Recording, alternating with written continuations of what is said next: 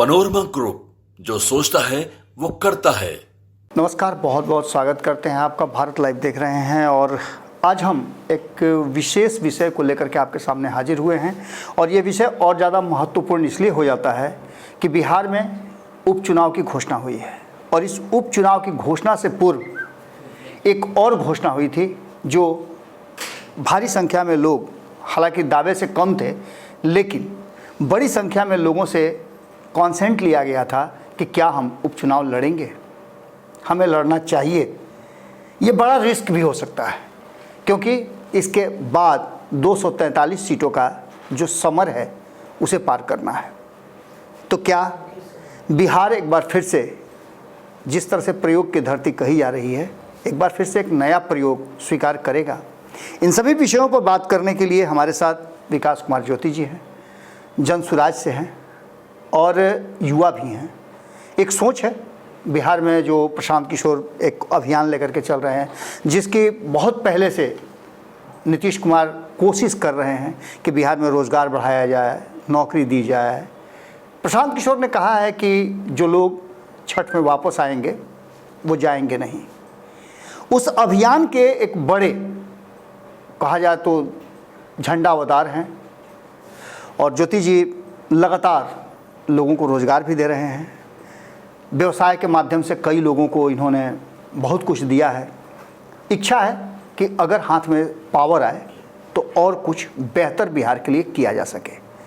हम विकास कुमार ज्योति जी का स्वागत करेंगे अपने चैनल के माध्यम से।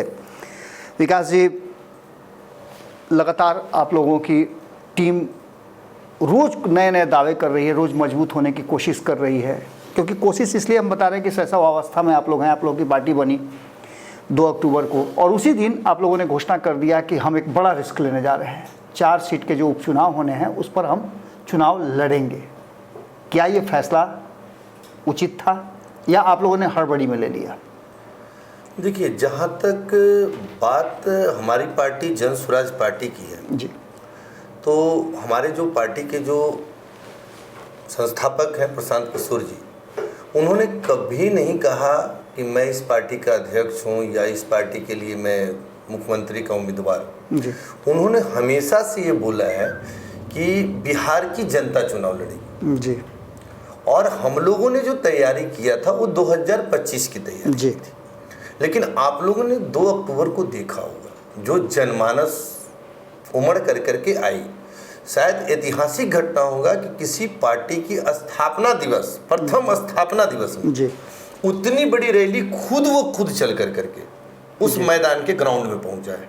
जी, किसी तरह का कोई सहयोग नहीं, किसी तरह का पार्टी का कोई फंडिंग नहीं और जन सैलाब वहां पे उमड़ करके आया था। अब ये दर्शाता है कि किसी पार्टी का कोई मैनिफेस्टो नहीं था कि हम लोगों को उपचुनाव लड़ना है। जी, जी, लेकिन वहां की जनता का प्रेशर, वहां की जन भावना का आदर करते हुए जी, पार्टी ने फैसला लिया कि चलो उपचुनाव हम लोग लड़ते हैं। ये जनता का फैसला है, ये पार्टी का फैसला नहीं है और वो जनता का फैसला आएगा तो सब लोगों को दिख भी जाएगा, बैकफायर कर जाएगा।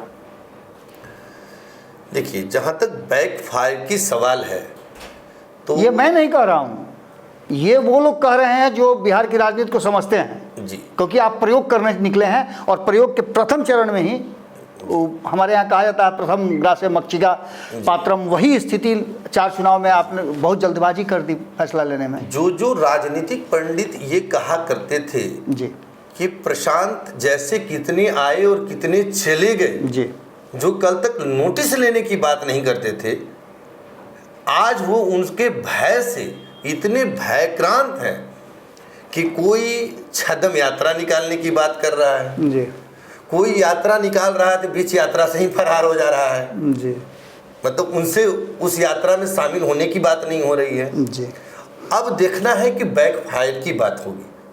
तो 13 को लगभग चुनाव की वोटिंग है जी, 1-2 दिन में रिजल्ट की भी काउंटिंग होगा जी, वो पता चल जाएगा कि जनता ने किसे समर्थन दिया है। जनसुराज 4 की चारों सीटों पे मजबूत स्थिति में है और एक चौंकाने वाला परिणाम जी, बिहार के सामने आने वाला है, उसके लिए सारे राजनीतिक पंडितों को तैयार रहनी चाहिए। कब तक आप लोग अपने उम्मीदवारों की घोषणा कर देंगे? चूंकि चुनाव में बहुत कम समय मिला, इस बीच में कई पर्व भी हैं, तो निश्चित रूप से आप लोग तैयारी शुरू कर चुके होंगे कि जल्दी ही घोषणा कर दी जाए। चारों सीट पे आप लोग चुनाव लड़ेंगे? जी बिल्कुल, चारों सीट पे, और 1-2 दिन में जी। अब इसलिए कि स्वाभाविक है कि वो नॉमिनेशन का भी उसमें टाइम है, छठ पर्व भी है, तो 1-2 दिन में जो पार्टी के हमारे उम्मीदवार आएंगे उनके नामों की घोषणा हो जाएगी। और मेरे उम्मीदवार तो चुनाव लड़ नहीं रहे, पहली बार मैं बता रहा हूँ, इसलिए कि वहाँ बिहार की जनता चुनाव लड़ेगी, तमाम जनता वो चुनाव लड़ेगी। वो 4 सीटें जो है वो यहाँ के राजनीतिक दलों के लिए एक सिंबल बन करके आएगा कि जन स्वराज का दस्तक हो चुका है। ज्योति जी, शब्दों में बहुत अच्छा लगता है, लच्छेदार शब्द आप लोग गढ़ते हैं, आपके जो कर्ता धर्ता अभी वर्तमान में हैं प्रशांत किशोर वो भी गढ़ते हैं, लेकिन आप लोगों पर एक टैग लगा हुआ है वोट कटवा का, बी टीम कहा जाता है। हम ये बात नहीं कह रहे हैं, लेकिन वोट कटवा का तो टैग आप पर निश्चित रूप से लगा हुआ है। जहाँ तक बी टीम की बात रही, वोट कटवा की बात रही, तो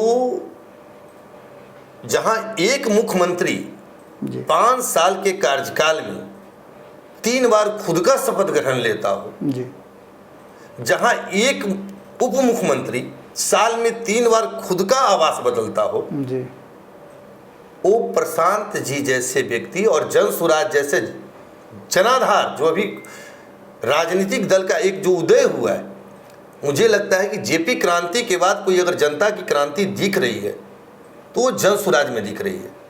तो अगर वो इस आरोप को लगा रहे हैं, उसका फैसला तो जनता करेगी, इन्हें करने का तो अधिकार प्राप्त है नहीं। वो समय आएगा तो खुद पता चल जाएगा। वर्तमान जो परिस्थिति बनी है उसमें कहा जाता है कि जो लोग किसी पार्टी में उन्हें स्थान नहीं मिला या पार्टी ने उन्हें अस्वीकार कर दिया, वैसे दिल जलों का एक कुनबा बनता जा रहा है जन स्वराज। जहाँ तक मैं बता दूं कि जन स्वराज न परिवार की पार्टी है, न जुगाड़ की पार्टी है जी।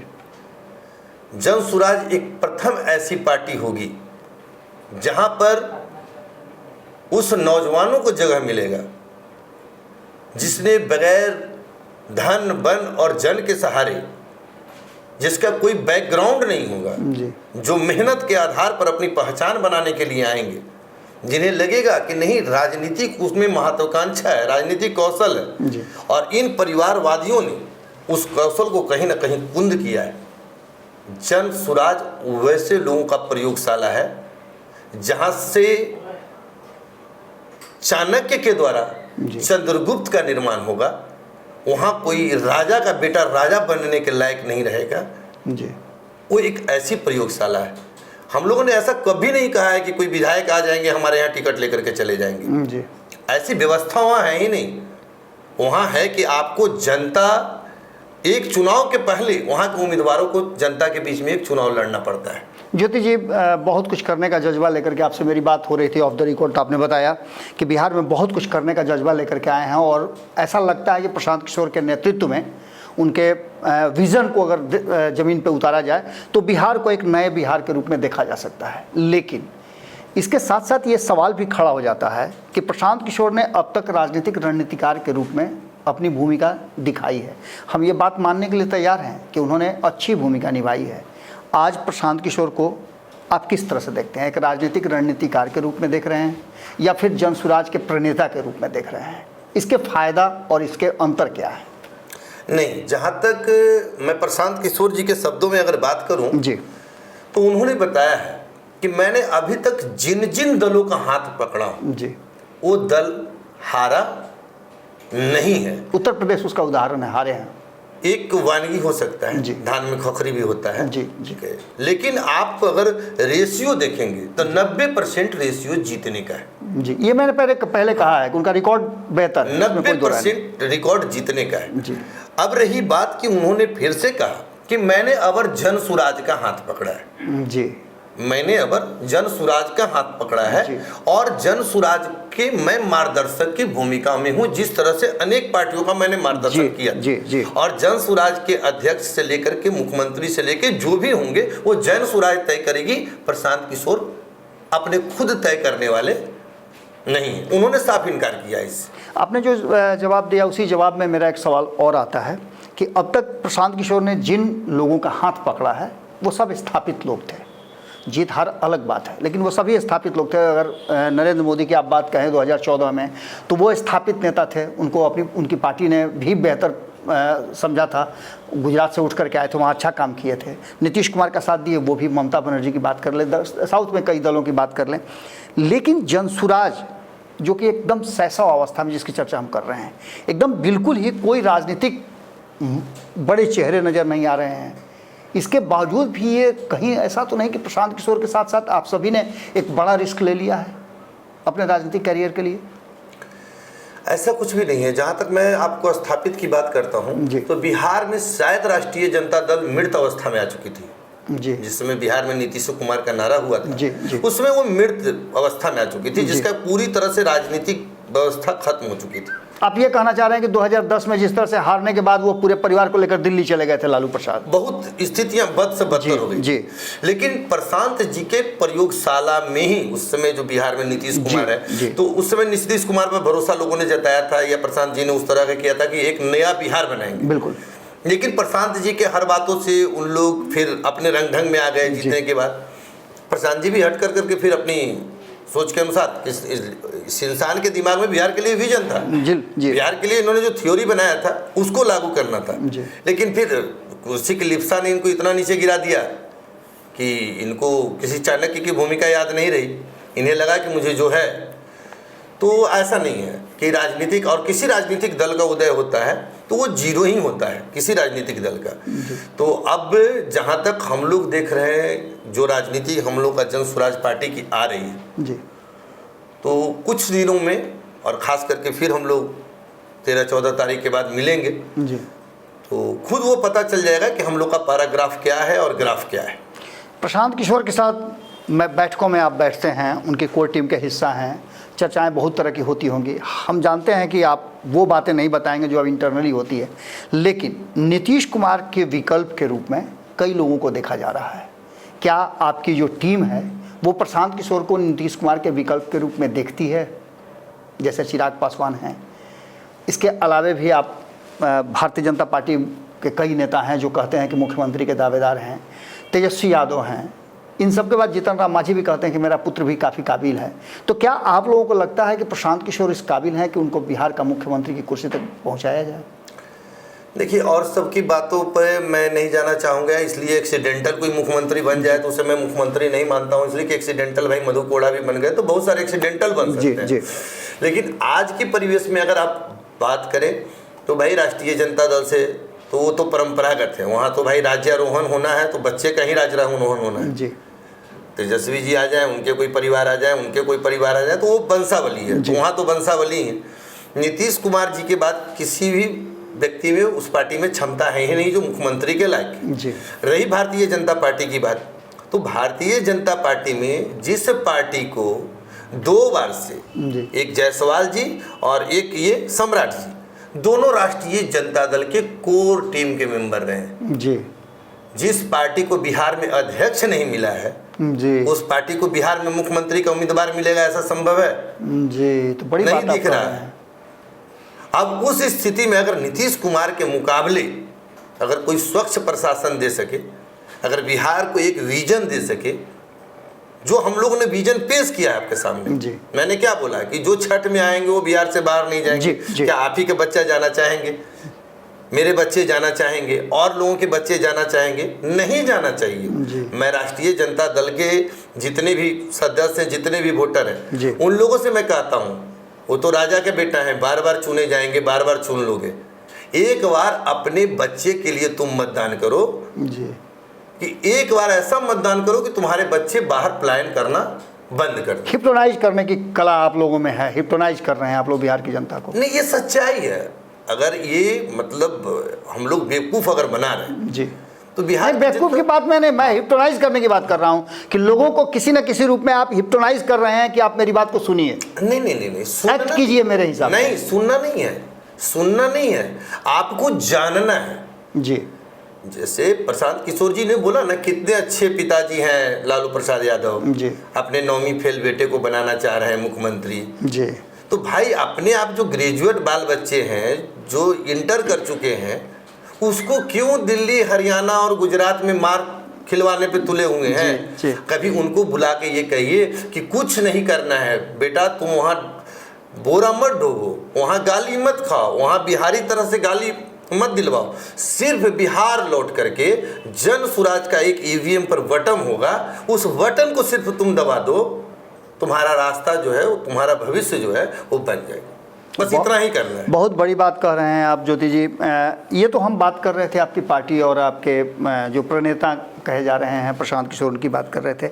अगर विकास कुमार ज्योति को मौका मिलता है, जो कि ऐसा लगता है कि आप उस कोर टीम के हिस्सा हैं, तो निश्चित रूप से प्रशांत किशोर ने आप पे भी पहल किया होगा कि आप भी एक चुनाव लड़िए। तो अगर आपको मौका मिलता है तो आगामी चुनाव में आप कहाँ से लड़ना पसंद करेंगे और उसके लिए आपकी रणनीति क्या होगी? देखिए, जहाँ तक चुनाव लड़ने की बात है, क्योंकि आप एक राजनीतिक फैमिली से आते हैं, आपकी दादी सांसद भी रह चुकी हैं और पूरा 5 साल का कार्यकाल उनका रहा है नवादा से। 10 साल का कार्यकाल, 10 साल का कार्य जी, 2 टर्म रही हैं। एक बार नवादा से रही, एक बार जहानाबाद जी, से रही जी, हैं। जी। 2 टर्म कार्यकाल रही हैं और उसमें बहुत सारा योगदान भी रहा है जी। नवादा के क्षेत्रों में। तो बात ये नहीं है कि चुनाव, प्रशांत सर से मेरी जो बात हुई थी, प्रशांत किशोर जी से जो बातें हुई थी, मैंने बोला था जी कि सर जो युवा विजन चाह रहे हैं वो विजन आपने दिखाया है जी, और उस विजन के लिए हम लोगों ने आपके साथ जुड़ने का काम किया जी। रही बात, तो मेरे परिवार से सांसद भी रहे हैं, बहुत सारे पोस्ट भी रहे हैं, तो कोई ऐसी पोस्ट नहीं है जिसको सुशोभित करना जी। है। तो इतनी जल्दीबाजी भी नहीं है कि मैं चुनाव लड़ ही लूं। जी। वो काम पार्टी का है, पार्टी तय करेगी। ऐसे मैं पटना में अपनी व्यवसायिक गतिविधियों से लेकर करके जी कुम्हरार विधानसभा में सारे कार्यक्रमों को करते आया हूँ जी और हमेशा से करते रहा हूँ और आगे भी करते रहूंगा। ये नहीं कि मतलब कोई टिकट दे ना दे, सेवा के लिए कोई सीमा की आवश्यकता नहीं होती। ऐसा अगर होता तो फिर मेरे क्षेत्र से ही होता। बिल्कुल, मैं अपने क्षेत्र से ही चुनाव लड़ना पसंद करता। बिल्कुल, अपने कर्म भूमि को अपना बनाया है, क्षेत्र कर्म भूमि को बनाया है। ऐसा होता तो सब लोग जाति खोजते हैं कि भाई मेरी जाति के लोग वहां होते, तो मैंने जाति भी नहीं पसंद किया। मैंने प्रशांत जी के बातों से सहमत हूं। उन्होंने बताया था कि अगर भगवान ने कुछ धन दिया है, कुछ विवेक दिया है, कुछ बुद्धि दिया है, तो आप उन लोगों के लिए जी लें जी, जो सबसे अंतिम पायदान पर हैं, जो विकास से अछूता है। उन लोगों के लिए आप थोड़ा सा जिंदगी का हिस्सा उन लोगों के लिए जिए, और इसी जिंदगी को जीने के लिए हम लोगों ने जन स्वराज से जोड़ने का संकल्प लिया है जी। और कोई मकसद हम लोगों का। वर्तमान जो राजनीतिक परिस्थिति है, उस परिस्थिति में नीतीश कुमार के बारे में ये कहा जाता है कि काफ़ी आप लोगों के आने के बाद से वो अलग अलग तरह के फैसले ले रहे हैं। उन्हें लगता है कि जल्दी चुनाव हो जाए तो प्रशांत किशोर मजबूत हो जाएंगे तो थोड़ा दिक्कत हो सकती है।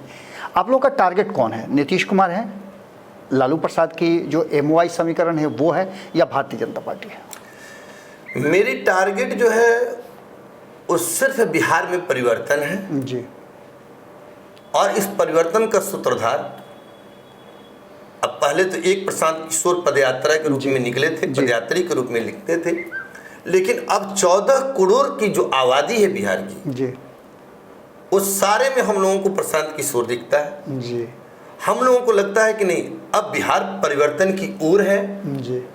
और जहां तक नीतीश कुमार जी का मैं बात करता हूं, उन्होंने बहुत लंबे कार्यकाल तक मुख्यमंत्री रहे हैं जी, और अब वो खुद भी उम्र से रिटायर हो गए हैं जी, और जनता ने रिटायरमेंट का मूड बना चुका है पूरी तरीके से इनको।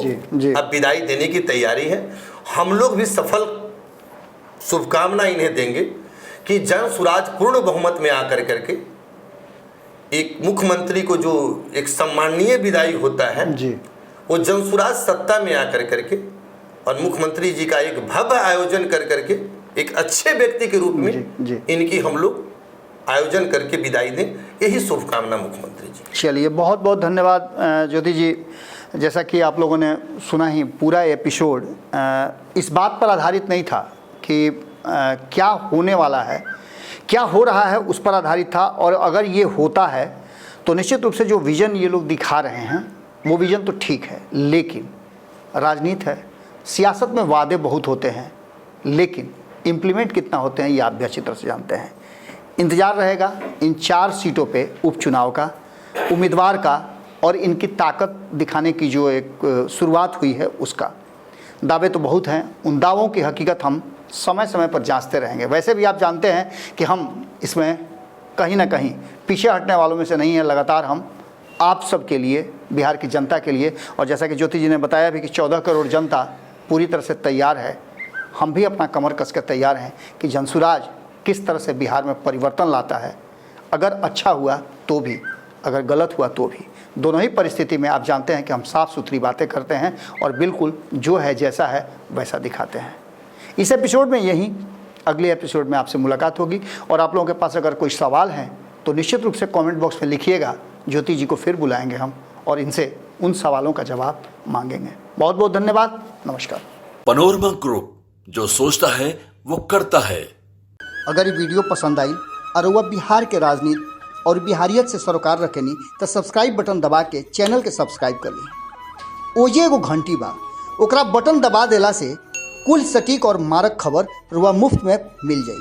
अगर रुआ पत्रकारिता के हमनी के नया प्रयोग में सहयोग कर चाहतानी तो ज्वाइन बटन दबा दी। पेटीएम नंबर नोट कर ली 9386816700। धन्यवाद।